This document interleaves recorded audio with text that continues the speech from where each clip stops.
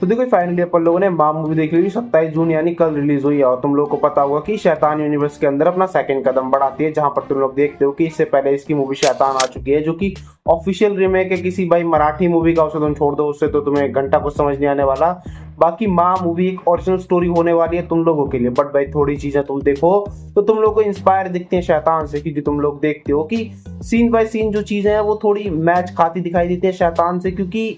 लगता है, थोड़ा फील होता है कि हाँ ये शैतान से इंस्पायर कुछ ज्यादा है। और भाई इसको एक्सटेंड करने के चक्कर में, ये स्टोरी को बिल्ड करने के चक्कर में फर्स्ट हाफ में बोरियत फील करवा देते हैं लोगों को। बट भाई वो बोरियत कुछ ज्यादा बड़े लेवल की नहीं है कि बिल्कुल ही बुरा लग रहा है कि हम नहीं देखना चाहते, ऐसी वाली बोरियत नहीं है। मतलब तुम ऐसा सोचते हो कि स्टोरी बहुत ज्यादा स्लो चलती दिखाई देती है फर्स्ट हाफ तक। बट भाई फर्स्ट हाफ के बाद तुम लोग को स्टोरी समझाई जाती है कि कैसे कौन किससे कनेक्ट है। तो आज अपन लोग माँ मूवी के बारे में बात करने वाले हैं, एक्चुअली उसे पूरे तरीके से एक्सप्लेन करने वाले हैं कि इसकी स्टोरी किस टाइप की है। अब देखो इसकी स्टोरी अपन लोगों को वेस्ट बंगाल के अराउंड घूमती दिखाई देती है, जहाँ पर तुम लोगों को पता होगा कि हिंदू माइथोलॉजी के अंदर जो अपनी माँ काली ने मतलब किसी राक्षस को हराया था, किसी दैत्य का, जिसकी एक बूंद भाई धरती पर गिर गई थी, और वो बूंद सिर्फ चंदनपुर के अंदर गिरी है। अब देखो चंदनपुर के अंदर वहीं से दैत्य जन्म लेता है, और भाई उसी दैत्य का यूज करके तुम लोग देखते हो कि ह्यूमन इन्वॉल्व हो जाते हैं, और भाई वो चाहते हैं कि दैत्य उनको कंट्रोल करे और भाई पूरी दुनिया पर वो राज करे। क्योंकि तुम लोगों ने शैतान मूवी के अंदर देखा था कि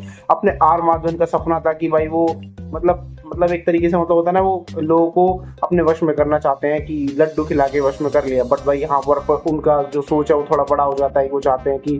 भाई मैं लड्डू भी ना खिलाऊं, बिल्कुल आंखें दिखाऊं और बंदा मेरे कंट्रोल में आ जाए। तो देखो सेम चीज तुम लोगों को इस मूवी के अंदर भी देखने को मिलती है। यहाँ पर तुम लोग देखते हो कि लड़कियां भाई पेड़ के वश में है, जो कि एक डीमन है, एक राक्षस है। इसे हम हिंदू माइथोलॉजी से थोड़ा अलग करते हैं तो ये एक राक्षस है नॉर्मल, और भाई ये लोग लड़कियों को कंट्रोल कर लेता है, क्योंकि भाई इसको एक खानदान की लड़कियों की बलि चाहिए। अब देखो हिंदू माइथोलॉजी से इतनी इंस्पायर है कि उन लोगों को ये चीज बताई कि माँ काली ने किसी एक भक्त को दर्शन दिए थे, और भाई उसको पावर दी थी उस पेड़ को हराने की। बट भाई वहां पर तुम लोग देखते हो कि वो रक्त बीज, मतलब एक रक्त बीज नाम की चीज है, वो उसके भाई खानदान के अंदर इंजेक्ट कर आ गया था, जिसके चलते तुम लोग देखते हो कि रक्त बीज के इंजेक्ट होने के डर से वहां पर लड़कियों की बलि दे दी जाती है, क्योंकि उन लोगों को पता है कि अगर पेड़ के सामने उसकी बलि नहीं दी गई तो पेड़ भाई आएगा और भाई वो रक्त बीज उसके अंदर डाल देगा, जिसके चलते तुम लोग देख सकते हो कि ऐसा हो सकता है कि आगे जाकर वो किसी राक्षस को जन्म दे। तो माँ मूवी की स्टोरी यहीं पर अपन लोगों को चलती दिखाई देती है। यहाँ पर माँ मूवी की शुरुआत तुम लोग देखते हो कि अपनी काजल ये सब एक्सप्लेनेशन दे रही होती है अपने रक्त बीज के बारे में कि भाई ये किस टाइप का डीमन है, इसको कैसे माँ काली ने हराया था। देखो पर्सनली मुझे जो अच्छी चीज लगी वो ये थी कि माँ काली का रेफरेंस अपन लोगों को काफी अच्छे तरीके से दिखाया जाता है। मतलब जो तरीका होता है दिखाने का वो है वो बिल्कुल परफेक्ट वर्क करती है इस मूवी के अंदर। और पर्सनली मुझे काजल की एक्टिंग भी मूवी के अंदर बिल्कुल ओके लगती है। तो शुरुआत तो तुम लोग देखते हो कि रक्त बीज की स्टोरी बताई जा रही है, और भाई मतलब वही है कि भाई अब उन लोगों को ये चीज पता है कि उनके गांव में एक राक्षस रहता है जो कि उस पेड़ को कंट्रोल कर सकता है। तो भाई स्टोरी की शुरुआत होती है, वहां पर तुम लोग देखते हो कि काजल के हस्बैंड भाई उनका जो गांव है वहां से उनको कॉल आता है कि उनके दादा या फिर कोई भी है उनके गांव से वो एक्सपायर कर गए हैं। और भाई वो कॉल किसी और ने नहीं, जयदेव ने किया है, जो कि रोनित रॉय होने वाले हैं। और भाई वो कॉल करके जब उनको बुलाते हैं तो वो अपने गांव चले जाते हैं, और वहां पर तुम लोग देखते हो कि गांव में जाते हैं उनकी डेथ हो जाती है, क्योंकि जब वो वहां से निकल रहे होते हैं तो भाई वो पेड़ वाला वही बातचीत हो जाती है उनके साथ, एक कांड हो जाता है और वही फेल दिया जाता है। तो वहां पर तुम लोग देखते हो कि काजल को भाई ये चीज पता चल गई है कि भाई उनके हस्बैंड एक्सपायर कर गए हैं, और भाई अब उनको पूजा के लिए उनके गांव बुलाया जा रहा है। जहां पर तुम लोगों को ये चीज एंड में बता देती है कि जयदेव का सारा प्लान था कि भाई उन लोगों को शहर से गांव लाया जाए ताकि वो उनकी बेटी की बलि दे पाए, ताकि वो भाई उस पेड़ को खुश कर पाए, जो उसे चाहिए वो दे पाए। क्योंकि तुम लोग को पता ही होगा कि जब मूवी की शुरुआत है तुम लोग देखते हो कि अपना जो बलि देने वाला काम होता है वो किसी महिला को दिया जाता है, बट वही महिला नहीं कर पाती कि माँ का ऐसा आदेश नहीं है, मैं ये नहीं करूंगी।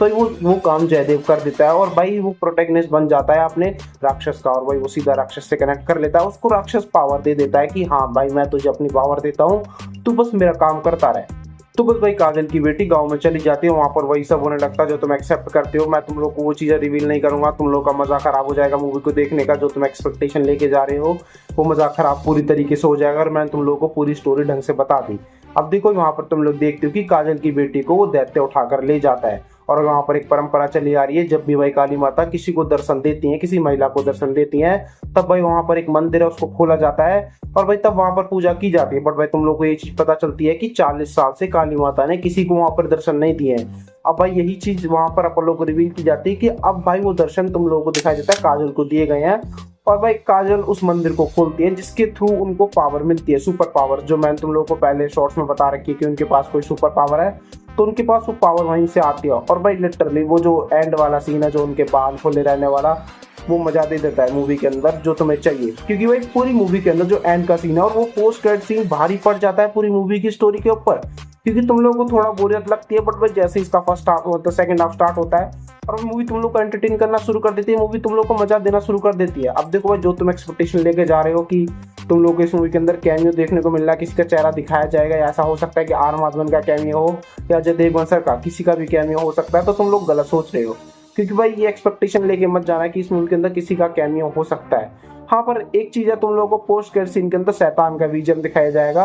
और भाई एक नए बंदे का इंट्रोडक्शन दिया जाएगा, जिसने कि भाई तुम लोगों ने देखा ही होगा मूवी, अगर तुम लोगों ने देख लिया कि मूवी के अंदर जब काजल उसको उस राक्षस को मार देती है तो उसकी राख वहां पर पड़ी रहती है, वहां पर तुम लोग देखते हो कोई एक अननोन बंदा आता है और भाई उस राख को उठा लेता है, और उस राख को उठाने के बाद तुम लोग देखते हो कि सेम भाई उसके हाथ पर वही राक्षस वाले निशान आने लग जाते हैं, पेड़ की पावर्स उसके अंदर आ जाती है। अब देखो ये चीज थोड़ी इंस्पायर लगती है मुझे स्त्री 2 के पोस्ट क्रेडिट सीन से, जहां पर तुम लोगों ने देखा था कि अक्षय कुमार को किसी ने भाई मतलब सरकटे की अस्थियां दी और वही उसके पास उसकी पावर आ गई। सेम टू सेम यहाँ पर भी यही होता है कि पेड़ की जो अस्थियां हैं वहां पर पड़ी रहती है, कोई बंदा आया और उसने बस उनको उठाया और भाई उसके अंदर पेड़ की पावर्स आ चुकी है। और आने वाली मूवीज के अंदर ऐसा हो सकता है जो बंदा अपन लोग को दिखाया गया है वही मेन विलन का रोल प्ले करे। अब देखो भाई, मैं पोस्ट क्रेडिट सीन के ऊपर पर्सनल एक वीडियो बना दूंगा।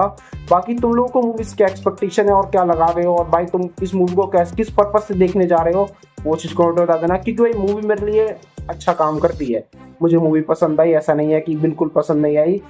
पर पसंद आती है, पर इतनी भी नहीं आती कि मैं कह सकूं कि मैंने ऐसा कुछ नहीं देखा। बट भाई तुम लोगों को मजा दे देती है, मूवी एंटरटेन कर देती है। बाकी तुम लोगों ने अगर माँ मूवी देख ले तो अपने कमेंट में बता देना कि तुम लोगों को ये मूवी कैसी लगी।